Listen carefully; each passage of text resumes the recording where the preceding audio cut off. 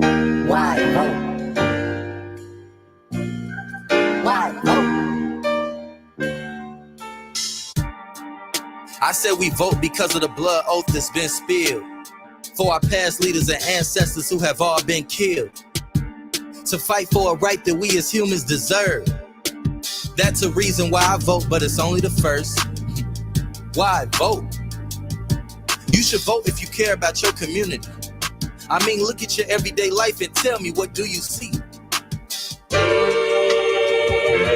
have mercy on me. Why vote? Is it a perfect place full of peace, love, and positivity? Or are there some problems that can be solved and room for more productivity? Most people hear the word vote and think of a U.S. president, when in reality that position for us is irrelevant. Do you know about state representatives, governors, mayors, or city council members, attorney generals, sheriffs, judges, and local commissioners? See, there are many positions of power we all have a power to impact. But the true reason why we are enslaved is within us, and that's a fact.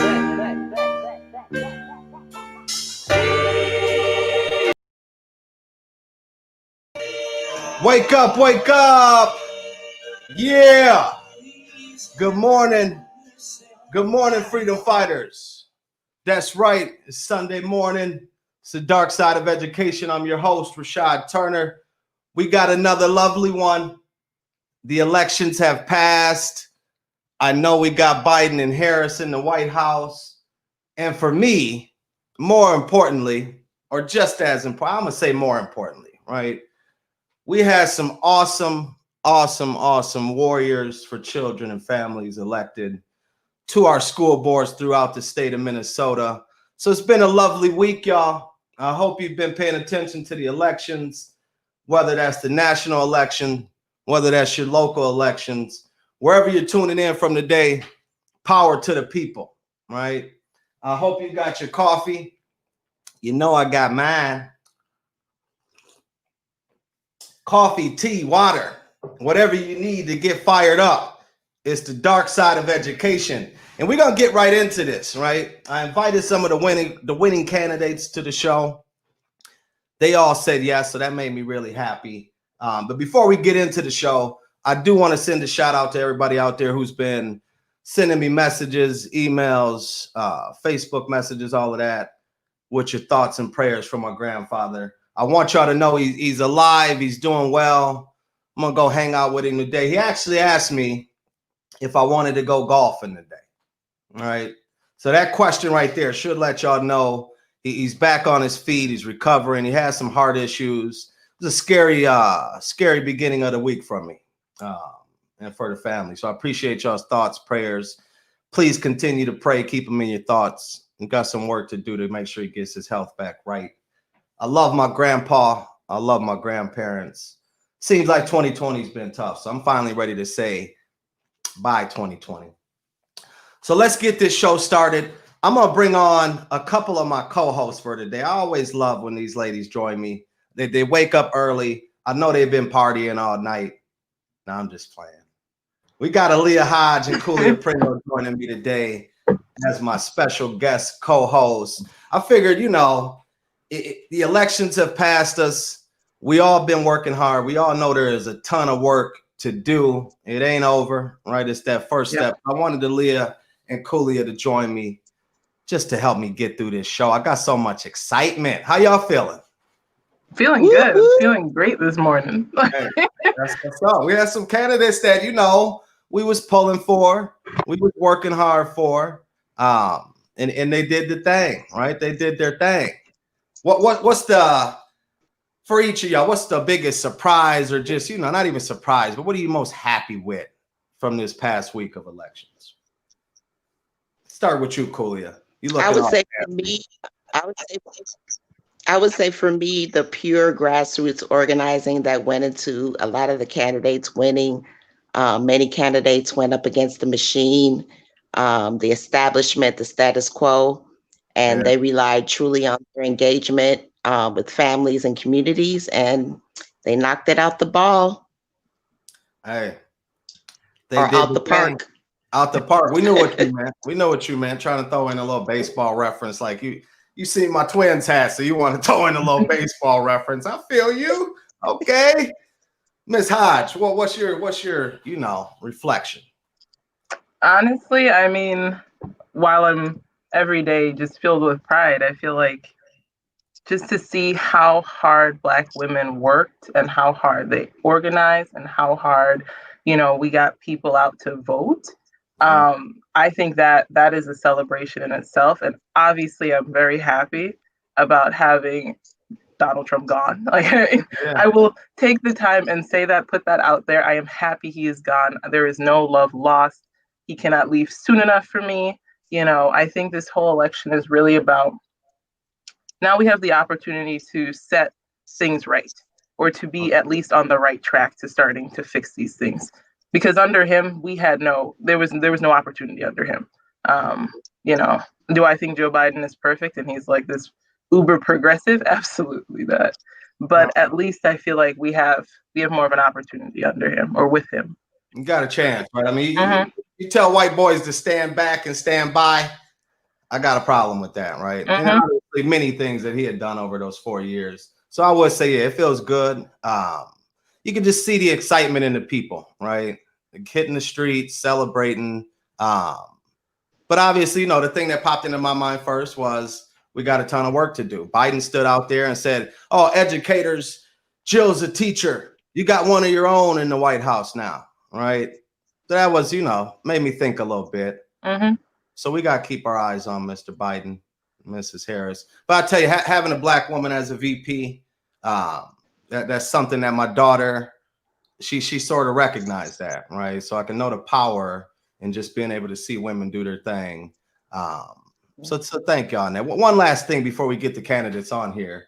This idea of it's time to heal, right? And we ain't got to dive too deep into it, but just, the idea that it's time to heal, that sort of threw me off a little bit. But when I think about school board elections, think about the folks that got elected, that gets me fired up. So without further ado, we're going to bring Miss Adriana Cirillo, Dr. Jess Garcia, Kim Ellison, and Mr. Jim Booth to the show. Good morning. Congratulations. Good morning, everyone. Hey. Buenos días, buenos días, buenos días. Buenos días. Michael in the background. What's up, Michael? That's right. That's right. Hi. So again, thank y'all for waking up early with us, coming to bless the audience with, your presence, talk about your election a little bit. I know y'all been working hard. So actually, when I reached out, I was just like, they might want to sleep in this Sunday, But I think it's a testament to the responsibility that you all know you have. So again, thank you for coming on. I'm going to sort of go around the screen, give everybody opportunity to introduce themselves. We've got viewers from across the state of Minnesota, across this country. But let's just take a time. Let's start with Chair Ellison. Why don't you just introduce yourself? Say good morning. Good morning. Hi, Miss Ellison. Good morning, and thank you for this invitation today. I'm excited to be here. My name is Kim Ellison. I am currently the chair of the Minneapolis School Board, was just reelected, and will continue to serve the people, serve the students of Minneapolis. I'm looking forward to it. So thank you. Hey, thank you. Dr. Garcia. Good morning. Buenos dias. My name is Dr. Jess Garcia. I am a clinical psychologist by day, but I am now one of the school board directors elect for the Rochester Public School Board system. So I am pleasantly exhausted, but also on fire right now. Hey, that's what's up. That's what's up. Congrats again. Adriana Cirillo. Buenos días a todos. Good morning. My name is Adriana Cerrillo. I'm a business owner. I have my own consulting firm, and I am a community organizer, an activist, and super excited to be the first Mexican immigrant to be serving on the board, alongside with mi hermana Kim Ellison. Así de que, yeah, this is exhausted, but I'm like it's like I'm dreaming. It's very hopeful what is ahead of us. So, Man, gracias. that's what's up. Gracias. Thank you. Mr. Jim Vu.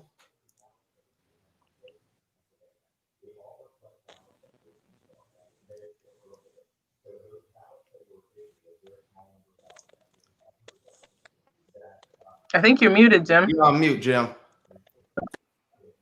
Yeah. Oh, sorry, everyone. There Jim you go. Vu. So, I was elected this November 3rd, but I had already been serving as interim board member for Marty Chung after her death for St. Paul Public Schools. And I am just so overwhelmed to be elected, so overwhelmed to be selected by our voters, and ready to serve our students here in St. Paul Public Schools and work through that distance learning maze. yes. And it's sort of, again, thank y'all for coming on. That last part of what you said is a great segue into this first question. I know y'all have had forums and had to answer a bunch of questions. I only have a few for you and just sort of let it roll. But thinking about, COVID and the situation that we're in as communities, having to be in the house, how were y'all able to connect with so many folks in the community and get elected? I mean, it just seems like it'd be difficult, and just sort of want to know what y'all did to make it happen. And we'll start with you, Miss Ellison. Sure. This was my third campaign, but very different from the first two, where I'm used to door knocking and meeting with community in place. It was all virtual this year. A lot of social media, getting my name out, talking to folks, having other people, posting things on Twitter and Facebook, and then asking people to share it. It was exhausting, but worth it, and very different. Mm-hmm. That's right. Let's go to you, Dr. Garcia. That's right. Let's go to you. Yeah, for me, as a first-time candidate, I felt like COVID was sort of a blessing and a curse on my campaign run, because everything that I was told to do before I launched was something I couldn't do now because of COVID. But at the same time, I think I was able to, because everything was virtual, I was able to do so many more social media things. We had way more forums and debates than previous elections for school board. And so I was able to kind of be in the homes of people, even if I physically wasn't there. And so, but I also think that the way that I grew up, you just kind of have that grit. You have to be innovative at all times to figure out how to get your own needs met. I think that certainly served me well, and just kind of thinking on my feet this entire time. So not at all what I expected, but I am pleasantly surprised by how it turned out. That's what's up. Adriana. The first time that I actually ran for office, I have been always in the back, rooting for everybody else. I actually volunteer and worked for Joe Biden back in 2007. So it's been unreal, but like I mentioned, I'm a family. I've been in the community. I've been an organizer and an activist for many years. So it's just reconnecting, those dots, and bringing forward, the families and the students and teachers and, everyone that I have done work for years. They came out and showed up, and being a school, you mentioned, a real grassroots campaign, that really paid off at the end of the day, because I never in a million years actually thought that, we were going to get this far. But we won by a very small margin, and we're still waiting for the final results. So to me, it shows that there's a lot of work that needs to be done, a lot of work, because it's being humble and being real, in the sense that our community, it's very divided, because it's going against the machine, as Julia mentioned. I'm not okay with establishment, so we got a lot of work ahead of us. Oh yeah. Thank you for that. Jim Vu. Sharon is trying, Rashad. Trying to get on. All right. Try to get Sharon on too. You go ahead, Jim. There you go. With my campaign, I really just focused on making good connections with the people I spoke to. Lots of Zooms, lots of phone calls. Phone calls and Zooms would go for an hour or more. I try not to be scripted when I communicate with people. I try not to be the information bank that knows everything. I think this was an election where everybody was sort of stuck in their house and they were just hungering for connections. And so was I. So was I as a candidate. You know, I wanted to know what the needs of our people, our voters in our communities were. So I try to be reciprocal in that aspect and try to make great conversations. And I think it worked. Oh yeah, obviously. And I think the grassroots part of this, right? You all had tough races going up against the establishment. I mean, the voter turnout across the state, across the country was much higher, right? So when I think about candidates that aren't necessarily a part of that status quo, they're pushing back against the system, you all had a lot that you had to overcome, right? And I want to say I'm going to get Sharon El-Amin on here. I got to bump one of my co-hosts for a quick second, so I can get Sharon in here. Miss El-Amin, if you out there, go ahead and try to join right now and get you on. But this idea that you all had to do something different, I didn't hear from y'all that was necessarily the most difficult part of the campaign, right? You all were able to do it. You were committed to it. What was, one of the tough things or a few tough things that outside of COVID you had to overcome in your race to get your voice heard? Because, we're looking at people of color here, women of color here, and we know how things have been historically here in Minnesota. Some of these races have sort of made history, right? So it's like, what was the most difficult thing? And I'll start with you, Dr. Garcia. To be honest, for me, so I am the first Latina and also the first openly LGBTQ plus member-elect. Gracias. So I think that for me, even well-meaning people who are on my side or think very similarly to me politically were very much trying to, I think in their mind, protect me. Like, you're white passing, you're straight passing. Isn't it enough to just get into the position first and then tell everybody who you are so that you can start to make change, and then maybe you'll change hearts and minds that way rather than just coming, out of the closet, so to speak, and right out of the gate. And that's not me. And I knew that was going to be difficult to overcome, particularly in Rochester, because while we are very diverse, we're not very inclusive here. And so I think that it just felt more authentic to me that if I run unabashedly as who I am, even if I lost, that will mean that there was a little bit of representation for a little bit of time for other people, and maybe that would give them the courage to step up to someday. And it's one of those things, Dr. Jess, I want to just stay with you for 1 second, right? It's one of those things that, I remember trying to get into politics or stepping into that space, right? And there were, and I'll just say this, at the time it was Mayor Chris Coleman of St. Paul. And I remember him sort of giving me this talk about basically sort of like, get in line and wait your turn, right? Quiet down a little bit. Don't be so, bold and out there with your opinions. And it was something that, I didn't really like it. And I understood that it was sort of a part of the political theater, a part of that game, right? So I just want to really commend you for being you, right? In the face of the status quo, right? I think it's ridiculous that there's even this idea that we need to be someone else to sort of fit in, right? So I'm going to apologize on behalf of whoever was telling you that.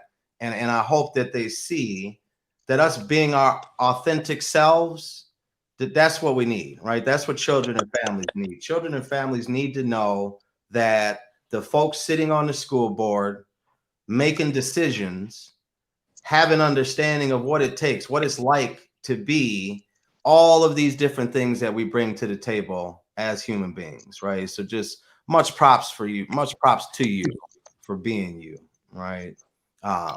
Jim Vu, I'm gonna go to you next. What was the hardest thing you had to face? And I know you had a bunch of challengers that were status quo, in my opinion. You had, you know, the status quo who had the status quo backing them, right? Even though you had, you know, rest in peace to Marnie Zhang, you had been on the board for a while. People were able to see that leadership. And I think that's what was really able to shine through, right? When I look at the coalition of support that you had, Jim, and I know I was only able to give a little bit, you caught me on a broke week, but I know that I had several neighbors that made contributions, yard signs out there. What was the toughest thing you feel you had to overcome in your race, Jim? You know, I think the toughest thing for me was just the context within where my race was situated. You know, it came in the backdrop of Marty Shung's death. And I always felt that as a candidate, that's always going to be a part of my candidacy. And I was willing to just take that on and just let that be a part of me. You know, so dealing with grief is not something that I'm unfamiliar with. My daughter passed away 3 years ago. I know what it looks like to pick up the pieces and start again and keep moving forward. And with Marnie and all the people she touched in her life that I'm working with right now, I think I was able to communicate very well with them and pick up those pieces and move forward as well. And that continues to be a part of my campaign and my candidacy and my work on the school board. So it's a very unique situation. I think it's something that I took very seriously, and everywhere I went and everybody I talked to, if they knew Marnie, then I would ask about her. I would have them talk about her.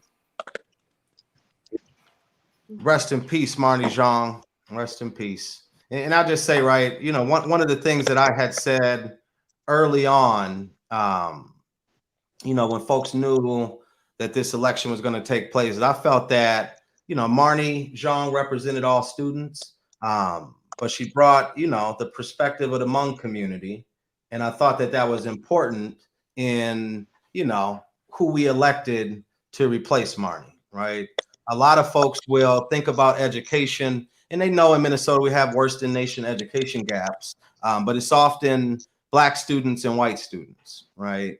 We sort of talk about Asian students as a whole, and in my opinion, Hmong students are just as left out as Black students, Native American students, Latinx students, but oftentimes even, you know, furthermore left out of the conversation when it comes to, you know, what our babies need, what children and families need to reach their full potential. So I appreciate you, Jim. We'll go next to Miss Cirillo.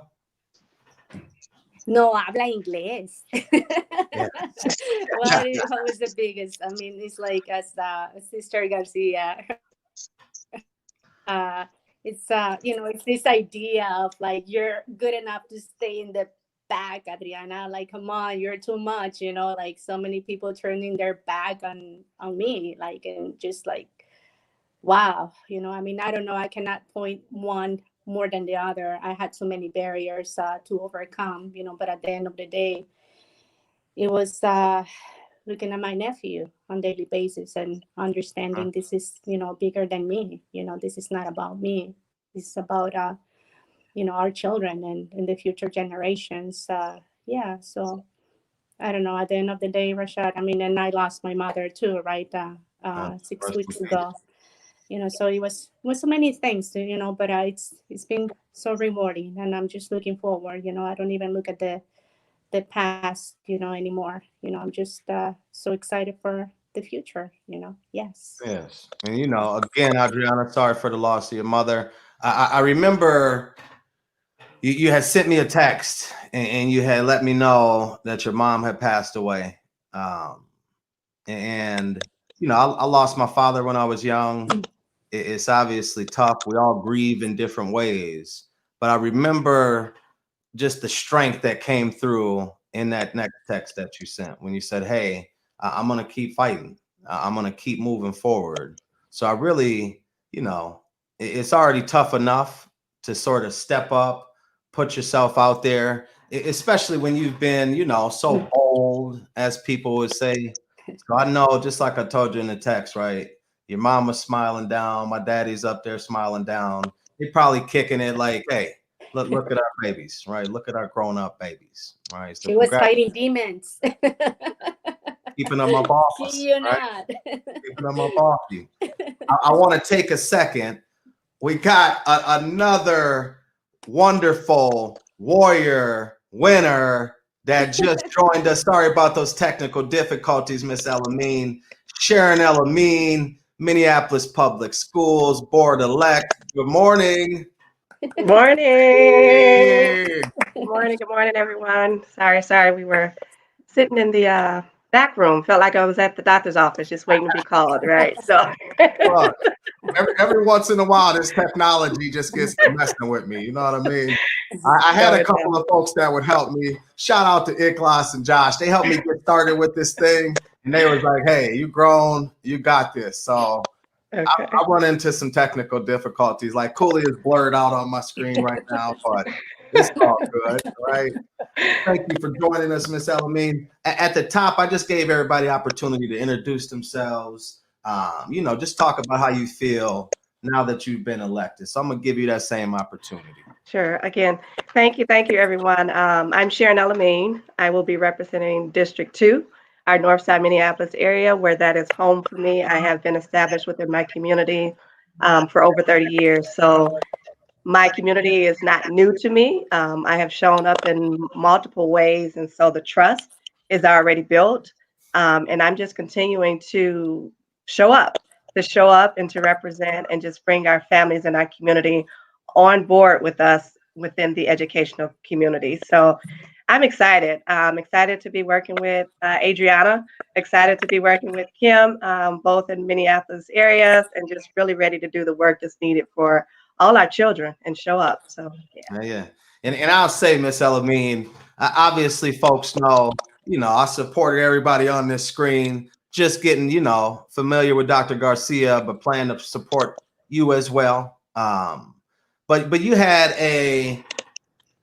let me back up a little bit, right? So Miss Elamine ran for election the last time, sort of stepped out there, hopped into the race. Some would say you got started a little bit late, but you came super close last time. And I remember when you and I first started talking about school board, and this was some years ago now, but we were at Sammy's Avenue Eatery, and we were chatting, and I could just see like, hey, this woman's gonna be great, right? And it wasn't, like you said, it wasn't that you were just stepping into the community or just stepping into this education scene. You had been doing work with Peros, tons of parents in Minneapolis. But I remember, beginning of this year, beginning of this election, just a different feeling, right? You had the campaign infrastructure, you had a lot of folks supporting you. And I would say you were also going against the status quo, right? Folks know who tune into the show or who pay attention to education here in Minnesota.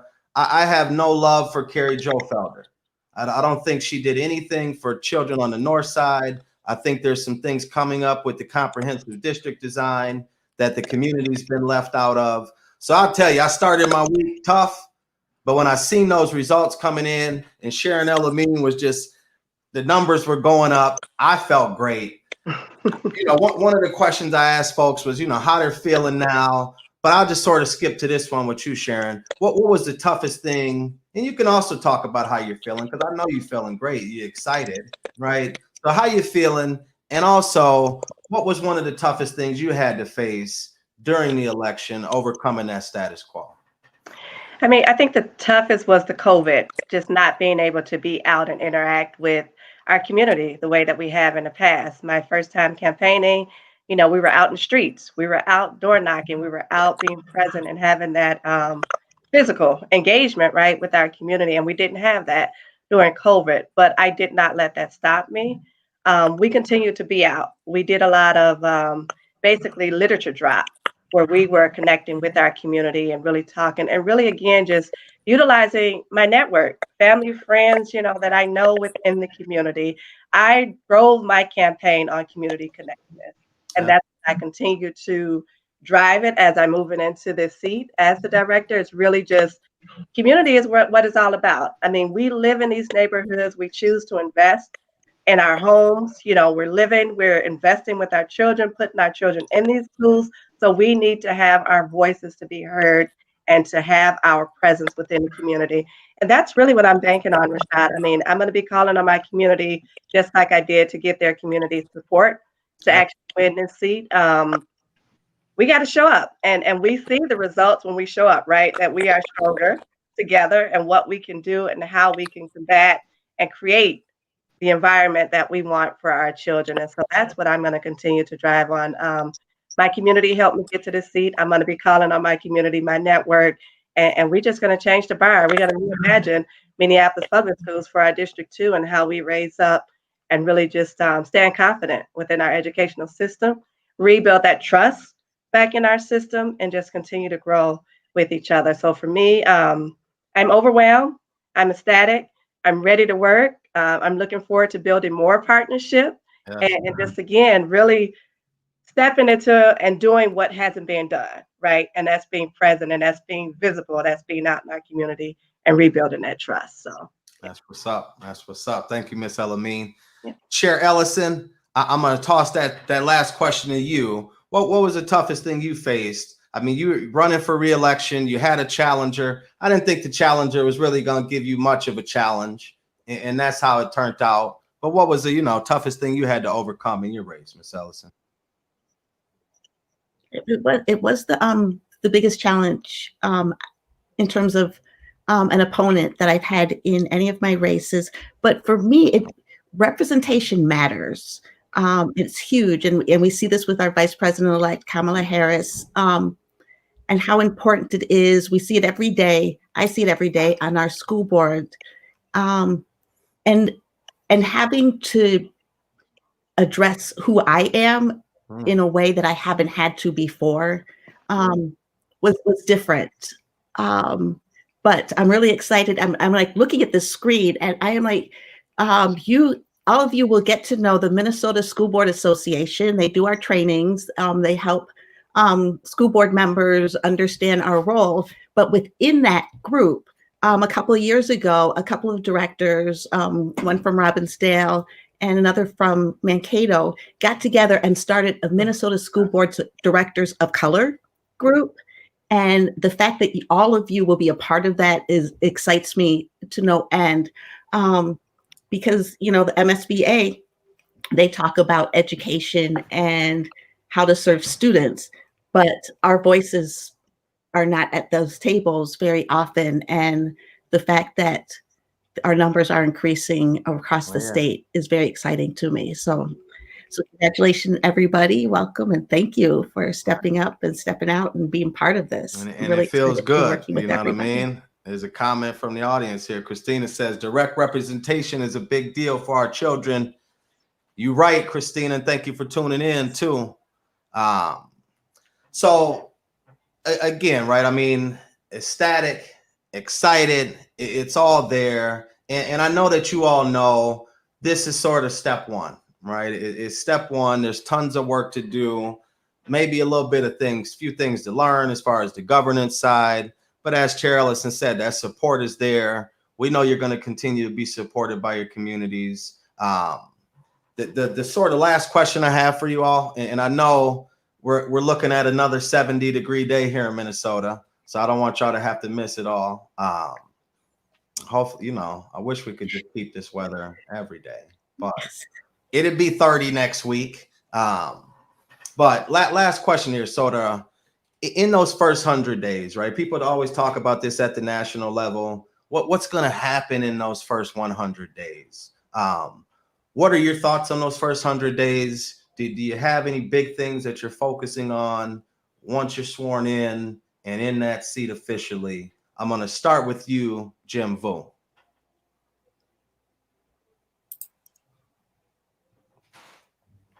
Sure. I think I've had the benefit of serving as interim already, so I kind of went through a few of those 100 days already. Your next, but it's a matter of yeah.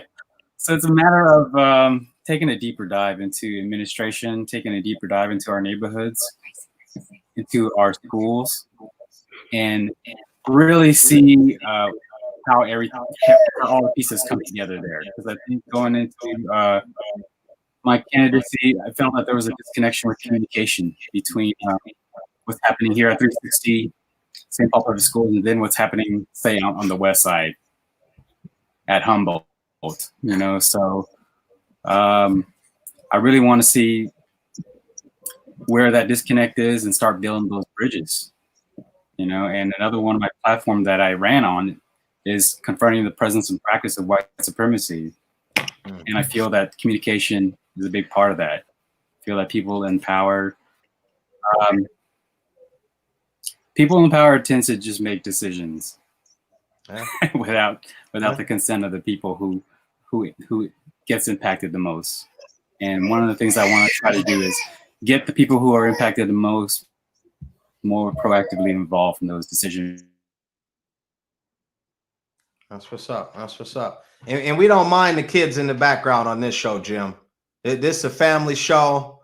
You know, if my daughter was here, she'd still be asleep right now, but it's family friendly. So tell the kids turn up. They're turning up for dad over there, Jim.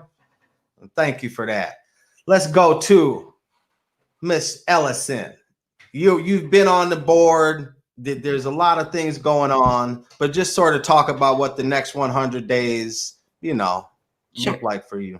Yeah, the next 100 days are the same as the last 100 days. Students need to see themselves. They need to see themselves reflected in their curriculum, in their teachers, and the staff that we have. I'm excited. It hurt my heart maybe about 6 years ago when students came to the board and they said, students of color said, we don't see ourselves reflected in our history classes. As a former history teacher, I knew that was possible. I mean, all people have a history.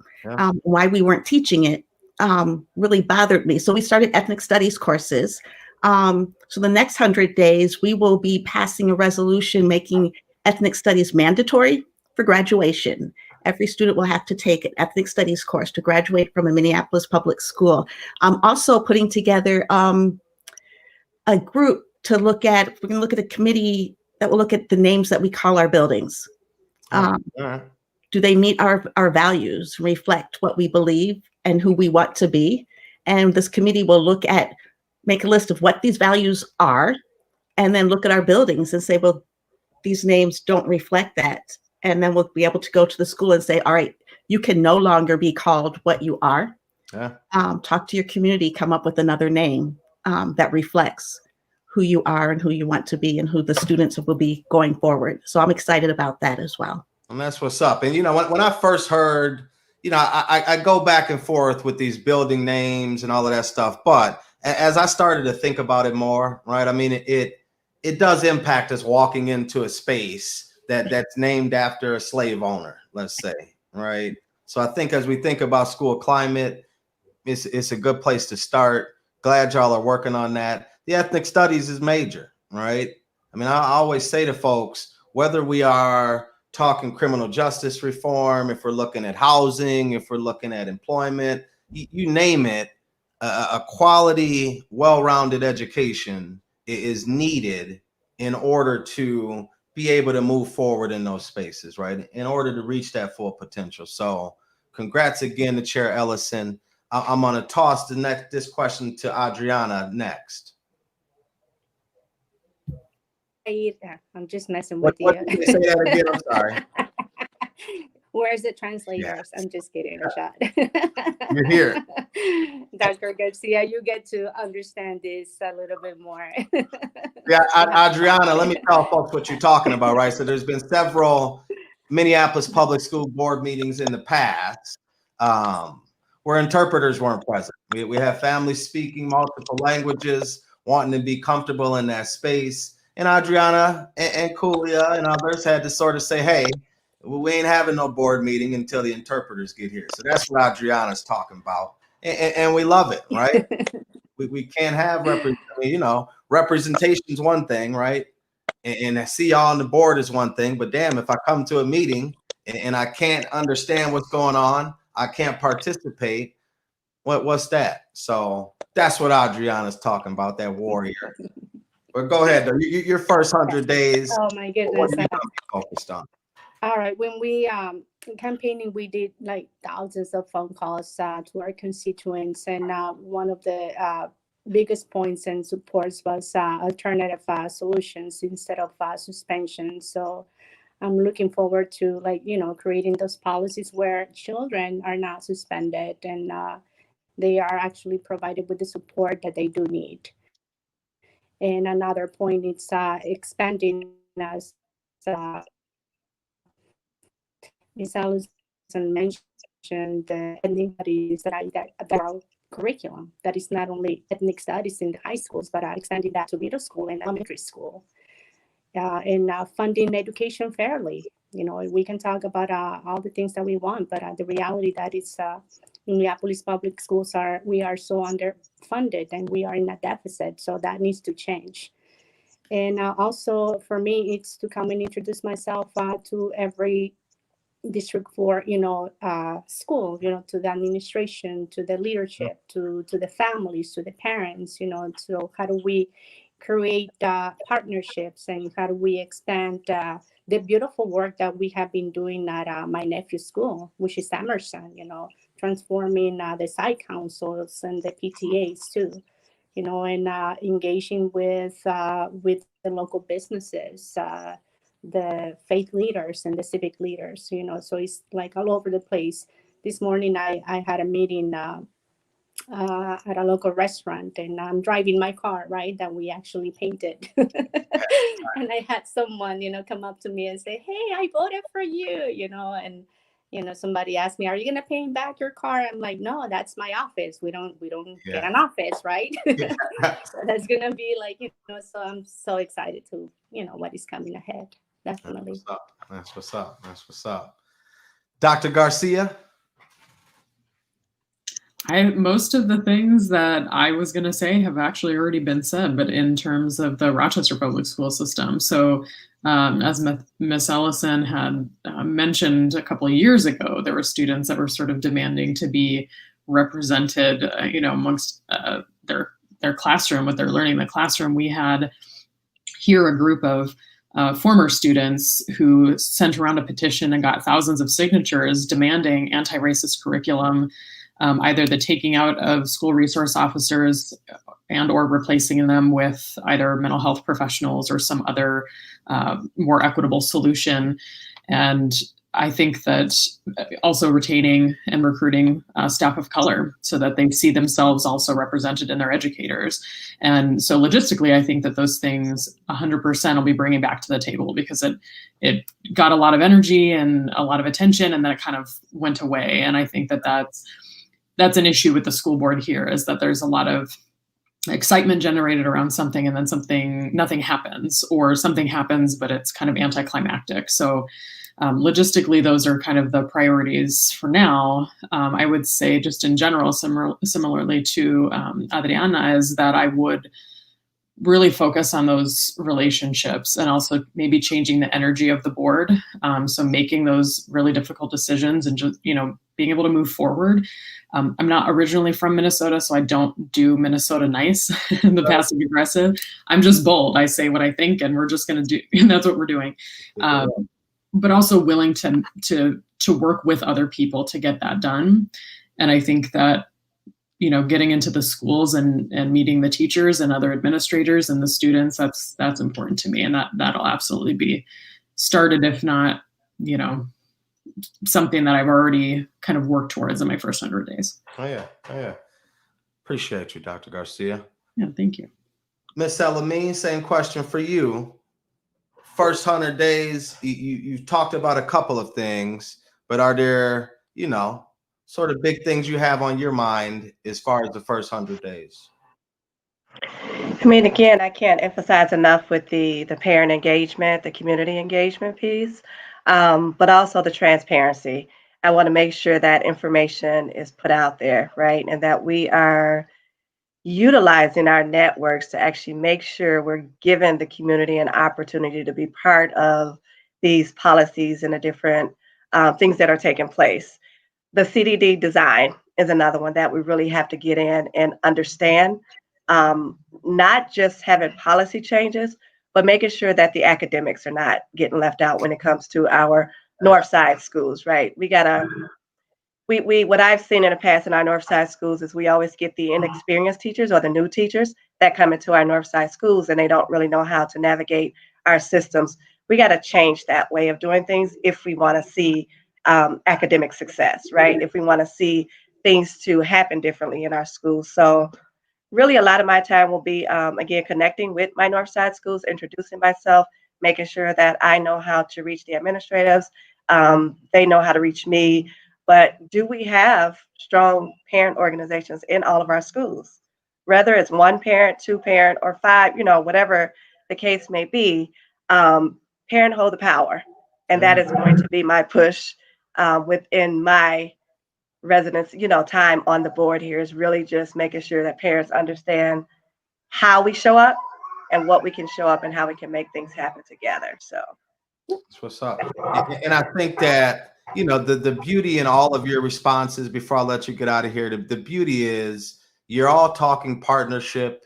You all understand the importance of community. You all understand and recognize that parents do have the power when it comes to our education system, right? I think one of the things that Sharon mentioned, hey there, grandbaby. One of the things that Sharon mentioned was the lack of information, right? The lack of transparency. So again, I thank y'all, all of y'all, for coming on. I wish you the best. We're obviously going to be working together. I have relationships with all of y'all. Like I said, Dr. Jess, we're just meeting, but as an individual, I have your backs. Minnesota Parent Union, we're all about parents, obviously, but within that is the partnership with elected officials, with folks in power who can make the decisions to make sure all of our children have quality education. So I'm going to let y'all get back to y'all's day. I'm going to bring Kulia and Aaliyah back up on here. But again, thank you. I wish you the best. We're going to be on y'all.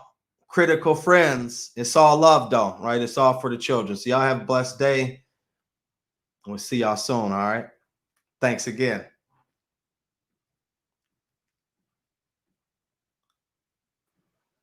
So there we have it, Aaliyah.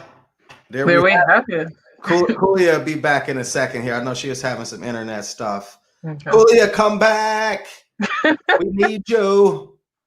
No, but that was dope, huh, Aaliyah? What's your thoughts just on what you heard from the candidate, from the new elected officials, right? No, it's truly empowering and energizing, to hear a group of people who truly believe that in the value of engaging parents in their child's education. And, I feel like so many times we have leaders who think we can, or who think they can, go ahead without engaging parents or without engaging the community. And it's like, no, I feel like you can never truly value a child if you're not valuing where they come from. So it's really refreshing to hear a group of people want to focus on that. That's what's up. Kuya, are you back? Kuya was having some internet connection issues. I ain't seen her eyes blink, so her internet might be. You there? There you go, Kuya. All right, there you go. Your picture, you got just that perfect. All right. Well, while you're still here, right? Just thoughts on the candidates, what you heard, what got you fired up. I'm pleased with the candidates so far. I'm looking forward to working with each and every one of them. I'm looking forward to holding them all accountable. And I believe in my heart that the candidates that were on our show today, they truly are willing to actually transform the system, and that's got me fired up. Yeah. Mm-hmm. That's the thing, right? I mean, we get these board members, and I'll just say it, right? We get board candidates sometimes who they talk a good game, that they have all of the lingo down, and then they get elected, that they get in there. And for some folks, they might have thought, hey, I'm going to go down this path. It's sort of like what Dr. Garcia was saying, right? I think folks are always in politics. There's the question of, can you truly be yourself, right? Knowing that folks are looking at you a certain way, knowing that we're in, what my homie Nakima would call Jim Crow North, right? So there's all of those things that go in there. And sometimes folks just get swept up by the politics. Thank you, Mhm. Toya, right? Just like Toya said, it's politics, and people get swept up in that. So there's some disappointing folks, right? Folks who disappoint us. But Ali, I want to ask you something, right? You Mhm. people for PSEO. I know y'all doing a lot of work, a lot of stuff happening. What's something as you think of, and I know y'all focus on issues more than necessarily a specific district or whatever, but what's something that you're looking forward to working on with these newly elected officials, whether St. Paul, Minneapolis, Rochester? Mhm. What's something you're looking forward to as far as policy or issue you're Mhm. focused on? I think the first thing, I mean, as you know, people for PSEO, we focus on policy, and we also focus on making sure that students and families have accurate, up-to-date information about PSEO. It would be great to work with these candidates or these folks, or either on the school board or through specific schools, to get information to families. If we can start from the top down with PSEO as a priority, we know that in Minneapolis public schools and St. Paul public schools and Rochester and in the state on average, students of color and low-income students are underrepresented in that program. So if we can work with folks who have been elected and who also are like, hey, we see this as an issue, absolutely, I'll be there. I will be there. This is great, So I'm really hoping that we can start cultivating those relationships with folks, because it really starts at the top. If the school board values it and the school board sees it as something that's important, you're going to hear the principals talking about it. You're going to hear, your school counselors talking about it. Oh, yeah. And it's like, it goes to what Sharon Elamine was talking about a little bit, right? That the lack of information, the lack of transparency. And, my grandma always said, if you knew better, you do better. You do better. Right. So it's just like without that information, it's hard to navigate things. Right. And I see we lost Cooley again, y'all. She's having some technical difficulties. Another reason why we're fighting for internet for all. Mm-hmm. Gotta address that digital divide. We obviously see that us, folks who, have professions, we have laptops, we have internet, and it's still garbage, right?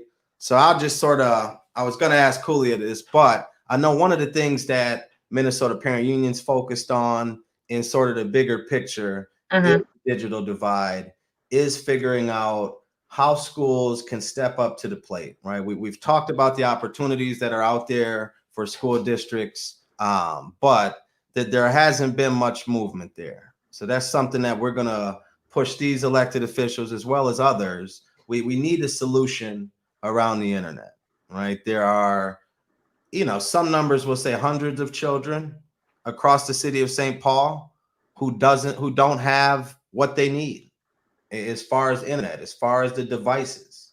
I was just on a call the other day, or I wasn't even on the call, but Minnesota Parent Union and some other organizations had a call with Superintendent Gothard in St. Paul, where families were able to talk about, their experience during this distance learning. And I'll tell you, we're in November now. Yep. The reports back from families weren't much different than they were early on this spring, right? So it's like lots of stuff to do. I know that's one of the things we're focused on in Minneapolis more specifically, right? And that's somewhere that when I think about the work we're doing now as Minnesota Parent Union, some of it was seeded when I was in a different role with Minnesota Comeback. So Minneapolis has been a big focus of our work, and we're starting to expand, to be that statewide organization. But in Minneapolis, one of the things that we're focused on outside of the comprehensive district design, which is a disaster, we'll talk about that more on future shows. But tell us how you really feel. Right. I ain't even had that much coffee. I'm off my water. It's just the truth, right? But another policy we're going to be focused on, and we've been focused on, I wanted Cooley to talk about this, so hopefully she'll be able to get back on. It's this priority enrollment campaign. Sharon Elamine talked about how schools on the north side, and folks who aren't from Minnesota, you can just guess, what schools are like on the north side, right? As Sharon described, inexperienced teachers, the resources aren't there. With the comprehensive district design, one of the things the former board member never told the community really is that schools on the north side will be closing. They will be shut down because they've been low performing for 10, 20 years, right? Priority enrollment campaign is all about saying, hey, we know what and where the most impoverished communities in Minneapolis are. We know that in those communities reside some of the worst schools in the state of Minnesota. And when I say worst schools in the state of Minnesota, y'all, I mean schools where 4 out of 5 kids can't read. All right, that's what type of school. We have a lot of those schools in Minnesota, and a lot of them concentrated in Minneapolis public schools. Kulia's back. We're talking about priority enrollment, Kulia. Will you tell the folks, we're just sort of thinking about policies we're going to be focused on with these new candidates getting elected. I was starting to talk about priority enrollment, but just tell us about priority enrollment and the work that Minnesota Parent Union is doing that you're leading, will you? Yeah, so the idea is that zip codes should not determine what type of education a child gets. Every child has a right to a high quality education. And if a child is in a persistently low performing school, based on location or whatever the situation may be, is how the district assigns schools to children, that child and that parent should have a right to at least attend a higher quality school anywhere in the district with transportation provided. And making sure there's staff that's responsive to students coming in whose demographic may not be what the school normally is used to.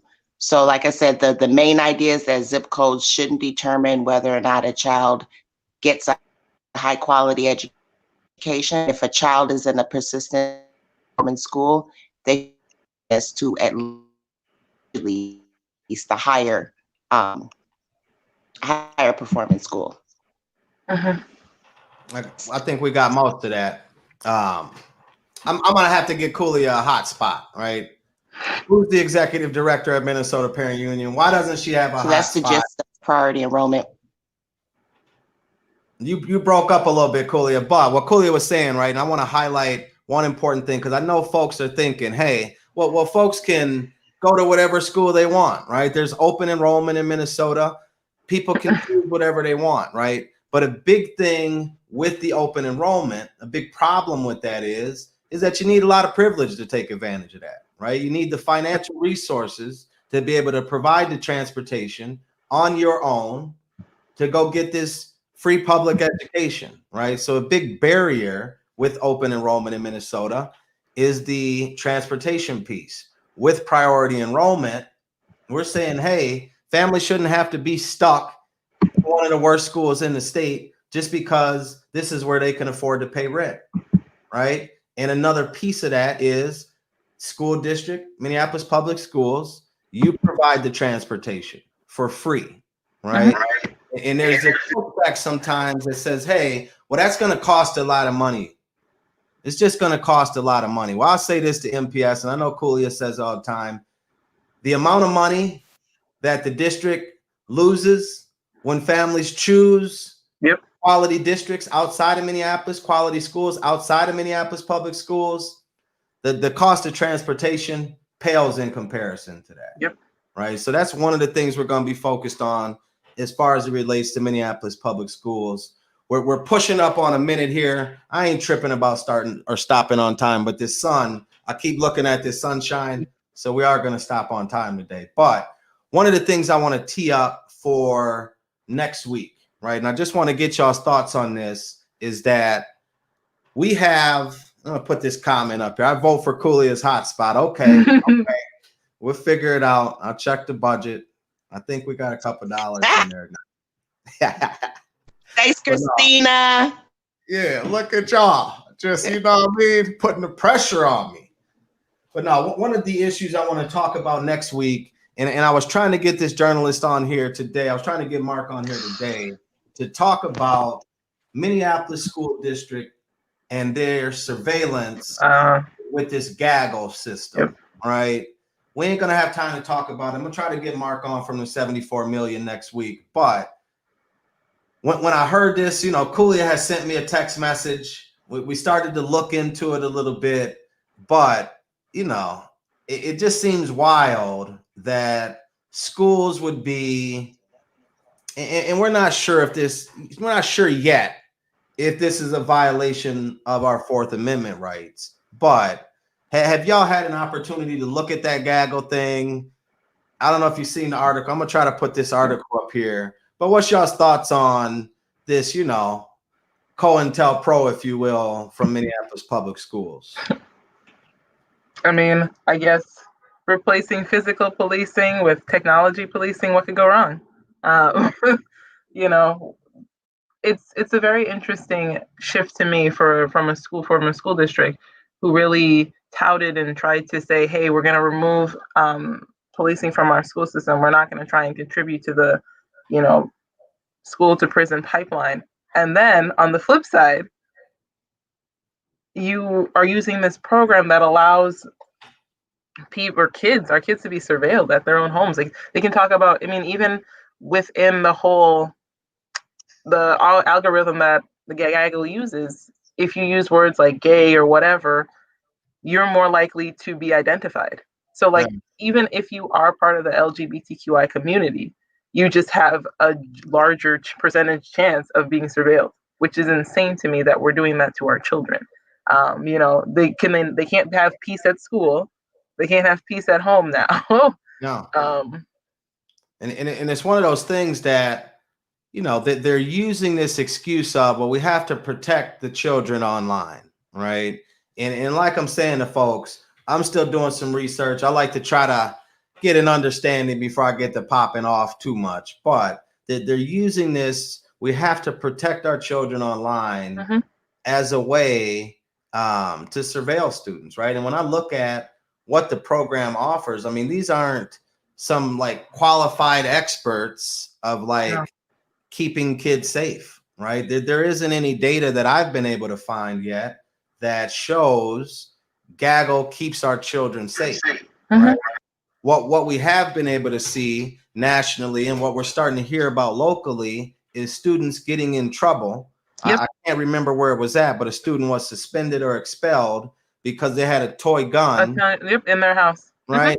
And it's just that seems like a violation of the Fourth Amendment, right? And I don't want to belabor it right now without enough information to really dive in, but I'm glad you're able to join me today, Aaliyah. I always love having you on.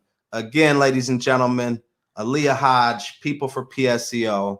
Check out their website, right? There's a lot of different parts of education, a lot of things that go into education, a lot of opportunities that might exist, but the system doesn't let us easily know about those things, right? We don't have easy access to what PSEO even is, right? I remember when we first were talking about, what you do with PSEO, I was thinking well, damn, the only thing I remember about PSEO was that I had a roommate in college, and he wasn't my roommate. He was down the hall. I don't like roommates, but he was down the hall. And I remember during J term, it was everybody else had to go to class, and this dude was sleeping in. And I remember asking him well, damn, man, how you get to do that? And he's like, oh, well, I took, basically I took all of my first couple years of college in high school. I was in high school, yeah. You know what I mean? So, it saved him money. I'm still paying student loans, gave him opportunities in high school to expand his mind. So keep up the great work. I always love having you on. I hope you come back on. It's always a pleasure. The internet was messing up. Question for you though, before you get up out of here, right? The election's over. Now what? Right? What's a message you would send to the people? I'm hoping, focusing on education, but what's a message you send to the people? Because I know there's been a lot of excitement that, people get amped up to go vote. And in my experience, I think in the experience of our people, that sort of fades away, right? What's your message, right? Elections are over. Now what, Ms. Hodge? Now it's the work. I feel like elections are over. Now all those promises that Joe Biden and Kamala Harris made during their campaign, all of the, how much we care about our teachers, how much we care about our students. Well, I want to see that happen. At the end of the day, funding charters less. Who does that hurt? That hurts our students. That hurts our families. That hurts our communities. So I'm willing and I'm ready to start holding people's feet to the fire. If this is what you ran on and this is what you said that you would get done, education aside, if we're talking about, making sure that no child lives in a cage, Right. we gotta remedy that. We shouldn't, there's a lot of opportunity, like I said, in the beginning of the show. And, I hope that we all have the same amount of passion that we did when we voted this guy out to hold Biden accountable. Oh, yeah. And I think, it is what you say, right? The work continues. Mm-hmm. No, we didn't pause because of the election, but the work continues. So again, Aaliyah, I thank you. I'm going to put this message up here from Kulia. She said, the digital divide was hitting me. Stand up. We got you, Kulia. Thank you for joining as well. Aaliyah, I'm going to let you get out of here and enjoy this sunshine, all right? You too. Have a blessed day. Appreciate you. Bye. All right, y'all. There you have it. It's the dark side of education. Again, I'm Rashad Turner, your host. I appreciate y'all tuning in. It was so lovely to hear from the candidates. Thank them for joining us. I appreciate Kulia, appreciate Aaliyah. And like Aaliyah said, right, there's a lot of work to still be done, right? There's things we have to move forward. Keep your eyes open, pay attention. I got to get back to something I used to say, right? I got to get back on my show swag. The status quo is not coming to save us. Right? Quality is a must. Failure is not an option. Okay? Let's make sure we stay 10 toes down for our children, for our families. Again, I appreciate the love, y'all. Tune in next week, 10 a.m. Dark Side of Education. God's peace and blessings.